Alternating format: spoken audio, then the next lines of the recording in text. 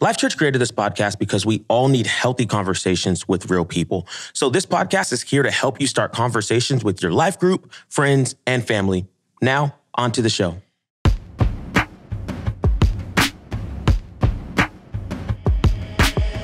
Welcome to the You've Heard It Said podcast. This is Allie. And this is Jason. And I am very excited about this episode because I brought a good friend of ours. Hi, Catherine. Hi. Hello, Catherine. Welcome to the podcast. So Catherine also works on our content team, and I invited her to bring a game for us today.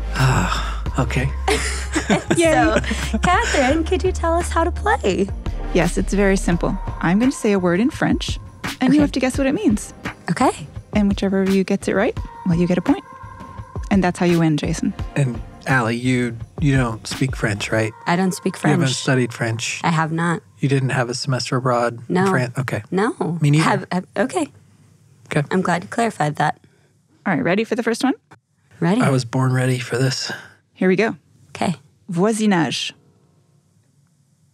Neighborhood. Yes, that is correct. Yay! Voisinage means neighborhood. Thank What? you. Yeah. All right.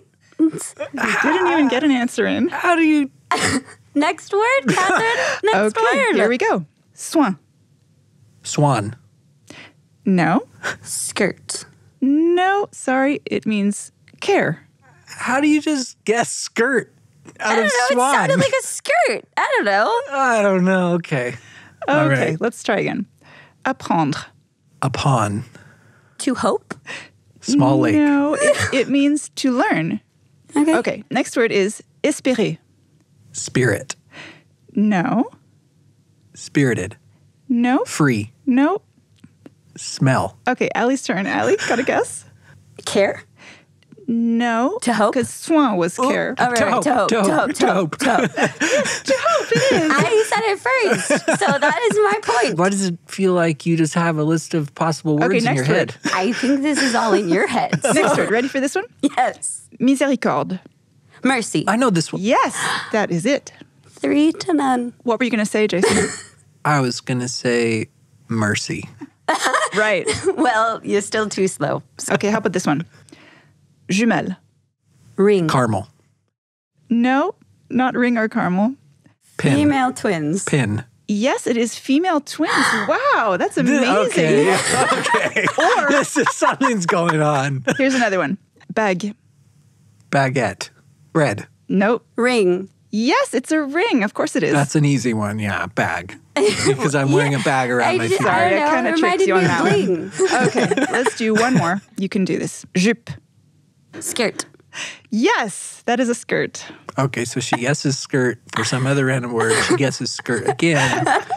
Either she's reading your wavelengths in your brain, or she's cheating, or she's prepared. So which is it, Allie? Okay, all right. So I will be honest and say that I did have a list of English words. To be fair, though, I didn't know which one was assigned to which, so I still had to guess.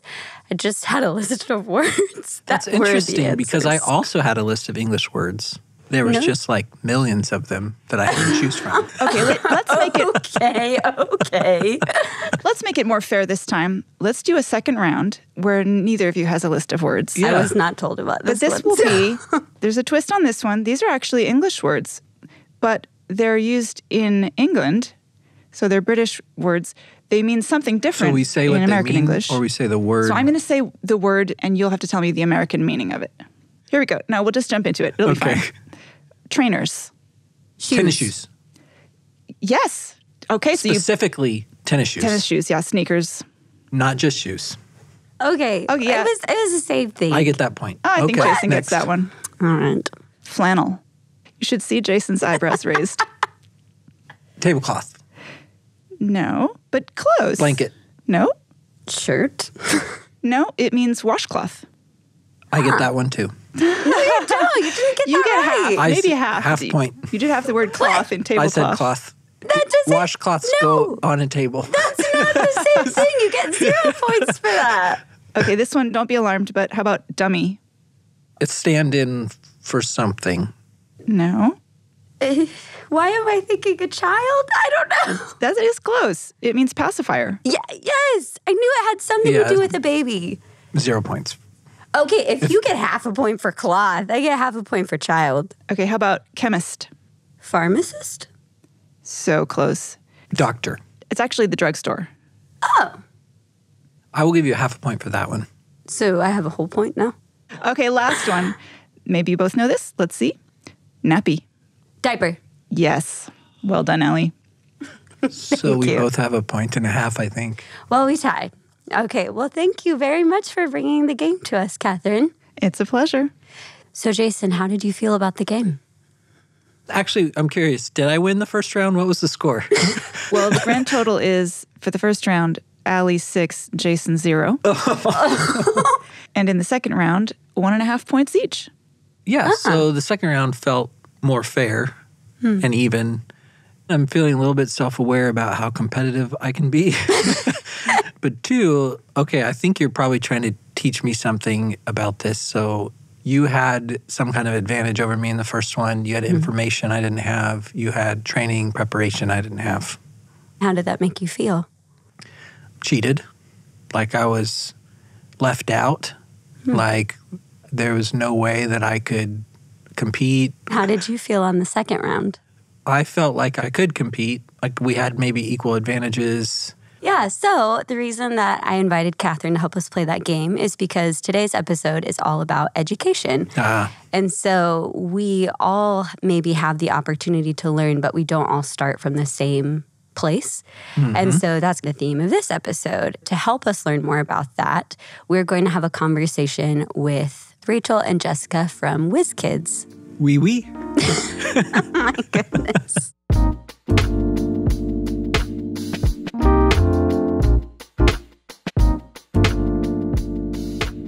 Rachel and Jessica, welcome to the You've Heard It Said podcast. We're so excited to have you both with us. So before we dive in, I wondered if you could just tell me a little bit about yourselves and then how you each got involved in Wizkids.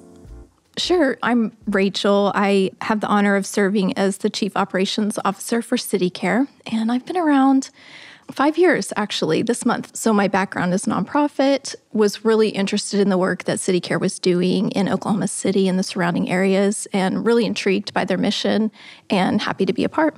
And I'm Jessica Mayfield. I am the director of Wizkids. I've been there for about a month, but really over the past year especially, I feel like my heart for advocacy for the overlooked and the vulnerable has just grown. It's been something that God's just placed on my heart, and to have the opportunity to serve with Wizkids is just in line with that. So I'm really excited to be there. That's wonderful. Well, Rachel, I wondered if you could tell me a little bit about your background and what made you so passionate about this kind of work. I was raised in a small town by my grandmother. My mom passed away a week after my first birthday. And in the moment, I was just a kid. I had a great upbringing. My grandmother was wonderful. My church community was wonderful. But what I've learned in looking back is that we lived in poverty. And that's a thing that sounds a little funny to maybe not know in the moment, but we didn't know that because our church community really did fill in the gaps. So my grandmother raised me from the time I was 1 until I went to college at 17. And there would be envelopes of cash given to my grandmother from the pastor that came from someone for an Easter dress or for cheer camp or whatever. And so I am especially passionate about this work because choices aren't the same for everybody. And that's a belief that is tightly held, especially in this part of the world, but it's just not true. Choices aren't the same for everybody. And what makes the difference in families that experience poverty is relational margin. And my church family growing up really was that relational margin for my grandmother. And I see the benefit of that. Children who grow up in poverty have all kinds of barriers that they come up against. And you can literally identify them by the zip code that they live in. You can say the rate of incarceration is going to be higher, low academic achievement, early parenting, all those things that are tied up in poverty. But when someone is shown a different way and they are given that margin through relationship, they're able to find their way out. It truly is a miracle. And I believe that that work is the practical application of the gospel. It's that important. So you mentioned this relational margin that your church provided for your grandma. I wondered, could you tell me a little bit more? What does that mean and how did that work in your life? Yeah. So my grandmother worked 2 and 3 jobs my whole upbringing. And y'all, I was so naive. I thought it was because she liked working, right?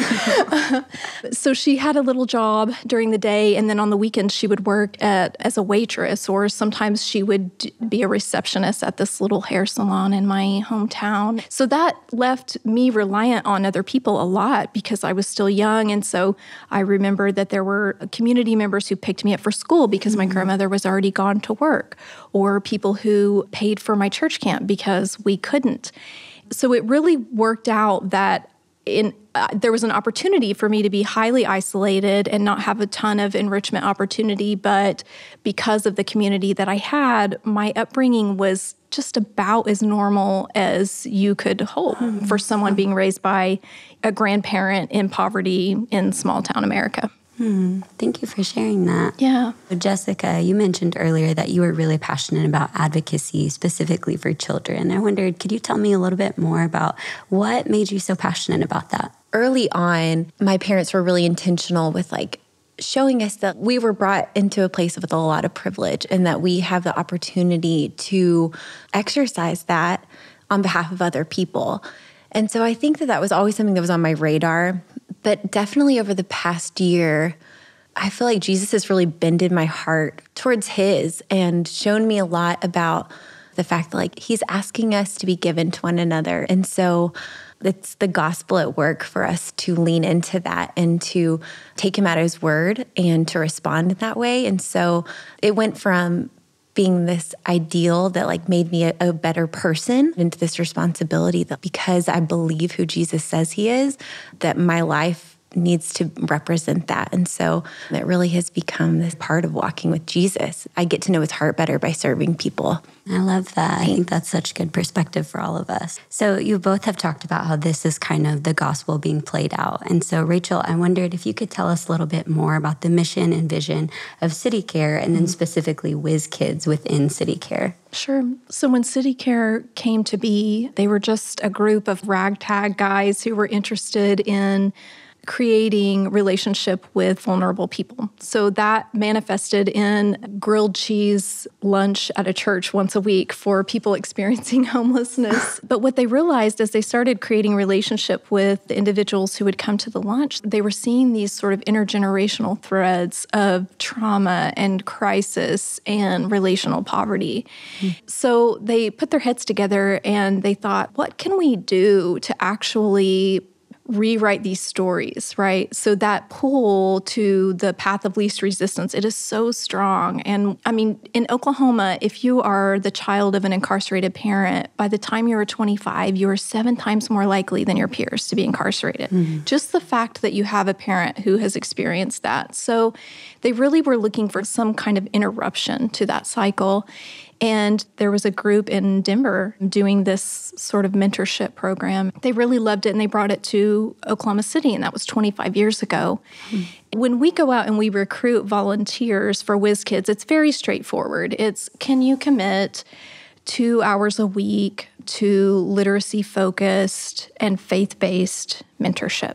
We have a lot of success with that. We have 1,600 volunteers across the city who do that on a weekly basis for 850 kids.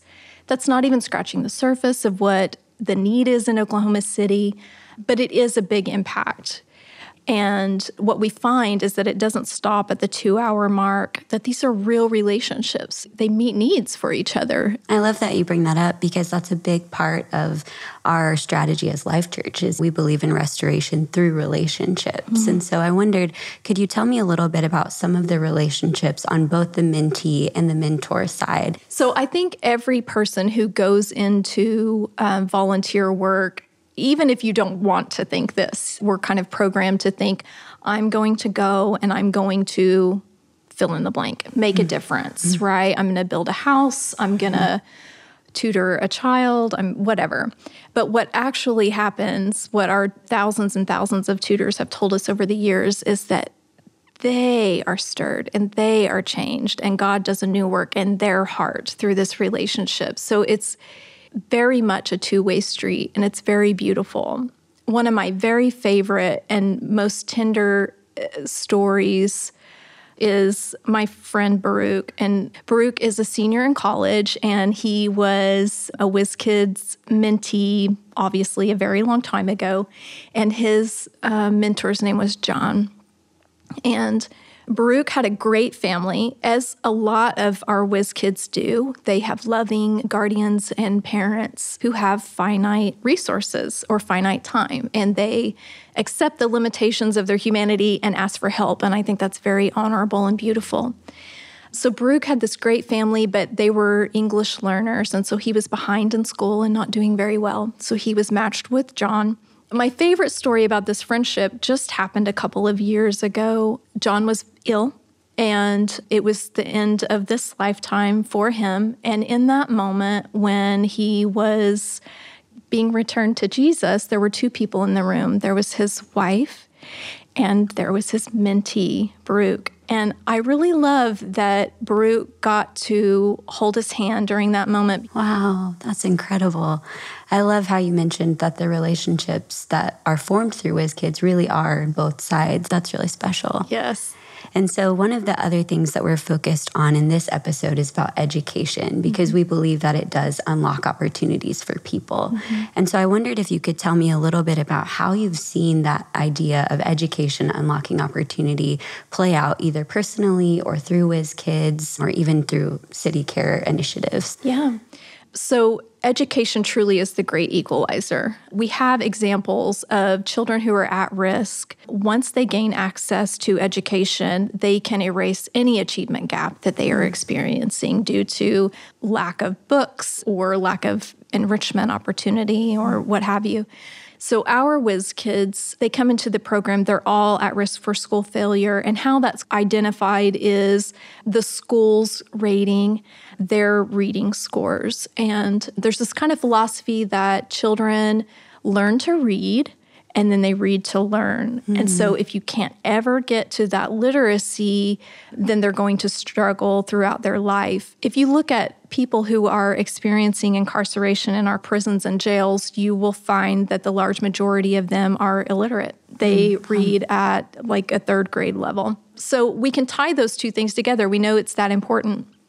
So if we can get to those children that we can identify at risk for school failure early, teach them how to read, then the world is unlocked for them. Wow, that's incredible. Do you have any stories of people who have gone through Wizkids and have seen some of those opportunities being unlocked for them? Oh my gosh. I mean, Baruch is definitely one of those. He's published a book. Wow. He has his own family foundation now. I mean, this boy's going to be president one day. But I'm thinking of another young woman named Thelma who went through Wizkids program and she graduated Harvard. Oh, wow. And we have a board member now who was a Wizkids, and she's a licensed therapist here in Oklahoma City. So yes, lots of examples of kids coming through. And what happens is that achievement gap is erased. And in a year after the program, they're reading on par with their peers. So we're putting books in their hands. We're exposing them to subjects that they've never learned about. And we're disrupting the idea that the world tells you that people don't stick. What your Wizkids mentor is really saying is, I'm here, I'm present, I'm for you, and you have my full attention. And children in poverty have to share everything. I can tell you that from experience. And this is an experience where they don't have to share anything. It's just for them. Wow, I love that. So what are some ways that people can get involved in Wizkids? I mean, we really need mentors because the one-to-one aspect of our program is the most important part. And so without mentors, we have all of these kids that are just waiting to be served. And so we can definitely plug you in somewhere. And I'd say in the same way that not every family feels called to adoption, the church is called to the work of adoption. And I think the work is the same within Wizkids. So you may not feel called to be a mentor, but there are so many other opportunities to engage in this work. We have whole teams of people who come in to specifically cook the meals. Or if a life group wanted to get together and adopt a site and add value to their experience through celebrating birthdays or acknowledging the holidays. We leave it broad on purpose because we don't own this issue and we don't purport to know all the answers. So we would say, what are your gifts? What are your resources? What are your interests? Let's find a way to add value to our Wizkids experience, and let's find a way to engage you in this work. That's incredible. What does a typical night of a Wizkids look like, and what do they do as mentors? Yeah, so each site has a start time at a different time, but it's right after school. And the kids arrive and they are given a nutritious meal. Then they have club time. And at that time, they are getting to hear the good news about Jesus. I mean, we have kids that are hearing that message for the first time or are having it presented as good news for the first time. And while that is happening, the mentors are meeting with the teacher liaison, and the teacher is helping them prepare for their time of mentoring. So after club time, the mentor and the student come together and they get to read together, and then they just get to work on building relationships. So one of the things that we're excited to introduce in part of our mentor training is a little bit of social and emotional learning curriculum, so that we also are getting to work with the kids on being emotionally literate and being able to speak to what their feelings are, what their experiences are, because we also know that being able to speak the language of emotions and being able to say what's going on in your life actually has really powerful impact on being able to work through it. Yeah, I think that's really important. Good. Yeah. It sounds like a lot of what the mentors are doing is also helping their self-esteem, Yes. right? Oh, absolutely. I mean, just having somebody that is focused on you for an hour. I mean, like Rachel said earlier, they don't have to share that relationship. That is theirs. That sends some strong messaging to children who a lot of times have been overlooked or have gotten the opposite messaging. And so that's powerful. That's great. And so what if I don't feel qualified to be a mentor? I think it's important to not overthink it. You know, when you talk about, am I qualified to be a mentor? Are you qualified to be a friend? Have you had a true friendship in your life? Then you are qualified to be a mentor. Yes. I think the best thing that we can teach our kids, and especially children who are at risk for school failure, is resilience. And you do that through authenticity. So if I fumble through a phonics lesson, that's okay, because I'm going to try again. I think that more than perfection, what is critical for our Wizkids to experience is authenticity, and that leads to resilience, which leads to success. That's really good. So what is your favorite part about the work that you do? My favorite part of the work we do is handing it over. This isn't a program that you can come volunteer at.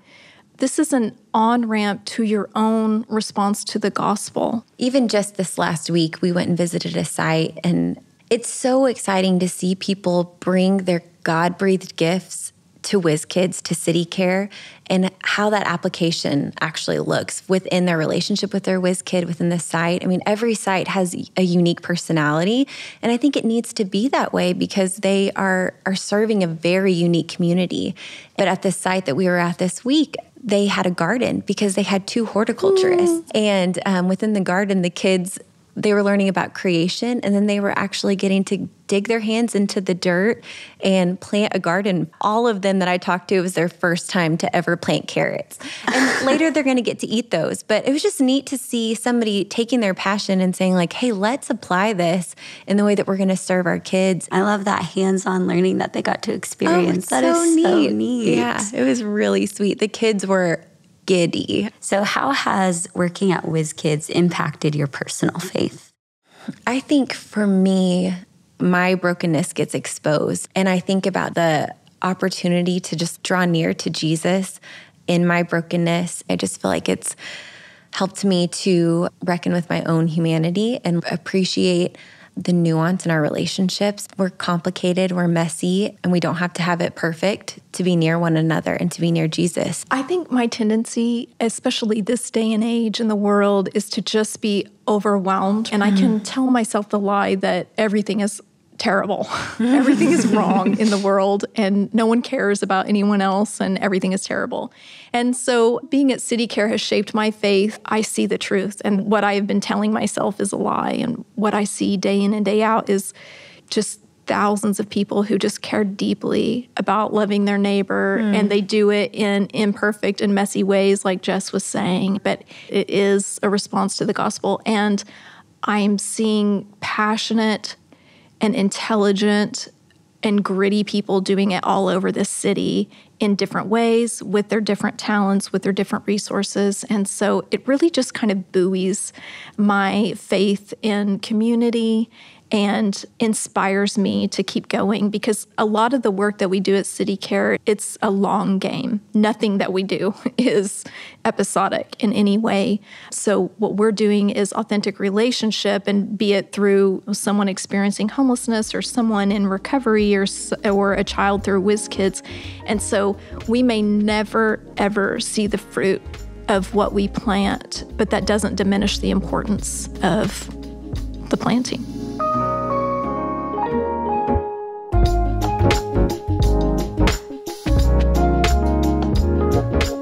Well, Mackenzie and Anisha, thank you both so much for being on the You've Heard It Said podcast. We're really excited to have you both. So I wondered if you could tell me a little bit about yourselves. You want to go first? Yeah. I love bike riding and baking cakes and cupcakes. Well, I am Mackenzie. I like reading a lot and cooking and bike riding. That's awesome. Anisha is very funny. She's kind of a prankster. She's always pulling little pranks on me when we're at Wizkids. Tell me about a prank that you pulled on Mackenzie. So at Wizkids, I tapped her in her head and she kept thinking something was falling. Yeah, she'll tap me and then run away. And then I'll spin around and, where's Anisha? I know it was her. Where'd she go? She's just awesome. Well, can you tell me a little bit about the first time that you met? Last It was year. last year. We were over Zoom. It was our first year to do Wizkids. And we met over a computer screen, which is crazy. I really was nervous, and then once I started, I'm like, oh, this is pretty fun. Anisha was always super focused, super fun and giggly, and really wanted to be there every single week. So did I. Wizkids would give us little book bags with activities and a new book for the month, and then I would bring it over to Anisha's house. So I think that was the first time we met in person. That's awesome. I love Wizkids. I like how I catch up on my reading a lot. Yeah. You have improved so much. It's crazy. You're reading a full book now without even hesitating. I read a third grade book, I want to say, and some words I needed help with. Mostly, I read it by myself. Wow, that's awesome. Okay, so you guys meet on Zoom and then got to hang out at your house a couple of times when you brought over the books. So tell me about your relationship now. What do you love about each other? I love how Mackenzie makes me laugh, and the way she dresses is really pretty. She's sweet. She's really helping me catch up on my reading, and I just love it. Mackenzie is basically like a sister. She's so kind, and I love how when we're at Wizkids, we read cool books. Well, thank you. You're welcome. I love hanging out with Anisha because she's so much fun. She's just super sweet and smart. When Anisha just walks in the room, things are just better. She brings a smile to everyone's face. She's always going up to her teacher or to me and just telling them that she thinks they look beautiful or that she loves them. And I think that is something that I would definitely hope to do more now that I've known Anisha, is just be more of an encouragement to people around me, because it is very special to receive that. And I've loved seeing how focused she has been on reading. She comes to read and focus, and she can really turn her full attention to something, and I really admire that. I look forward to Tuesdays. Every single Tuesday. I'm like, yes, it's here. It's the fun day. I love when it's Tuesday. And is Tuesday Wizkids Day? Yeah. What do you love most about Wizkids? Reading third grade books. And also playing 9 Square. Well, Anisha, I heard that you prepared a pretty special Valentine's surprise for Mackenzie. Yeah. And I wondered if you could tell me about it. Yeah. I was super excited because I wanted to see her. And I gave her a nice Valentine's present. It was a chocolate rose. And I want to say a chocolate bear. Yep. Ooh. And lots of candies and a Valentine's Day card. It was full of Valentine's goodies. So what made you want to give her such a special Valentine's surprise? Because she's always given me presents and stuff, so I just want to get her a nice kind of Valentine's present. Aw, that's awesome. So tell me about what was it like when you gave it to her? She makes me laugh, so I just kept laughing. She couldn't even talk. She was just giggling and couldn't even get any words out because she was laughing so much. She was giddy, probably because I was so excited opening it too. Yeah. You saw how happy I was. How did it feel when you got that surprise? I was so excited. I was not expecting it at all. It was just, Anisha and her mom, Lisa, have just always been so welcoming. And it was this special gift that was like, you mean something to me. And I love Anisha so much, but it's so special to be able to receive something that was really, really unexpected. And it was Valentine's Day. And Anisha just kept sneaking. She would just like whisper in my ear, like, you're my Valentine, you're my Valentine. And it was very, very special. Yeah, I love it. That's so cool. Mm-hmm. Is there anything else that you think people should know about Wizkids or anything else you want to share? Wizkids is a fun program. I bet all the kids in the planet could be in Wizkids. Because Wizkids is really helping me catch up on my reading, so I'm pretty sure that it could help other people catch up on their reading. I think if you are wanting to reach out in some way and get involved with kids and reading and telling kids about Jesus, you get to get one-on-one with these awesome kids. You get to know their families. You get to help them with their reading, which, who doesn't like reading children's books? I love children's books. It's just a great way to serve and to grow yourself and just to get to know amazing people.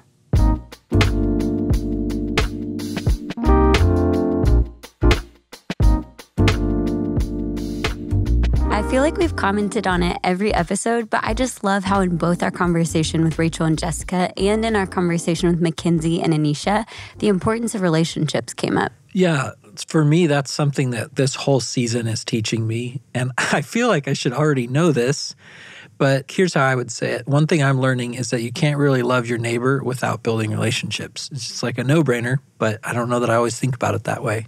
And it's difficult to grow without trusted relationships. I guess all these dots are connecting for me. Yeah, and I think for education, it's important for us to see that it's not just about growing in our knowledge, but it's about increasing our understanding so that we gain new perspectives, so that we develop empathy, and so that we can grow in our love. And when we learn more, it expands our worldview, and that allows us to care for others more deeply because we know more about them. Right, that makes sense. And that's why education is important. It's not just about getting educated so we move up the success ladder, have a better life. Like, it's so that we can unlock opportunities for more of God's kids to flourish and thrive. So education isn't just about college degrees. It's about taking the skills and experiences that I have, that you have, and using them to make a difference. So education just happens to be a primary way that you gain access to opportunities in the world, right? And that's why we care about it as a church, because God cares about everything that's going to help restore his creation. Right. And I mean, you even see that the disciples were labeled as uneducated, but they had a lot of relevant skills that allowed them to fund and to fuel their ministry. Yep. So, I mean, James and John, they're fishermen, and they're able to use both their skills as fishermen and their skills of telling others about Jesus. So both of those things mattered. And so as you're listening, we hope that you'll think about your specific education, whether it's skills you've learned, schools you've been to, or opportunities in life that you've had. Think about this question, and then will you just talk about it with your friends and your life group and your family? You know what I'm going to say, and a neighbor. How might I use the knowledge and skills I have to serve others? And it might be volunteering with a local mission partner like Wizkids, where you get to tutor and build relationships with kids. Or it might be teaching a college kid how to code, or it could be adopting a first-year teacher and offering to build their classroom. It all matters. I mean, just imagine the potential that could be unleashed if we all used what we had to help others learn and grow. And I would just add, like, it could be helping someone to learn French.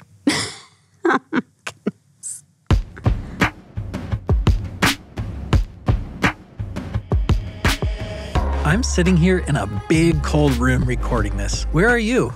If you're alone, will you do something for us? Will you make sure you find some friends, family, or neighbors to talk to about everything you're hearing? We've made that super easy to do with a conversation guide. Think of it as like a cheat sheet for having great conversations. And I promise it's going to help you start a great conversation, and you can find it in the show notes of every episode. Thanks, and have a great week.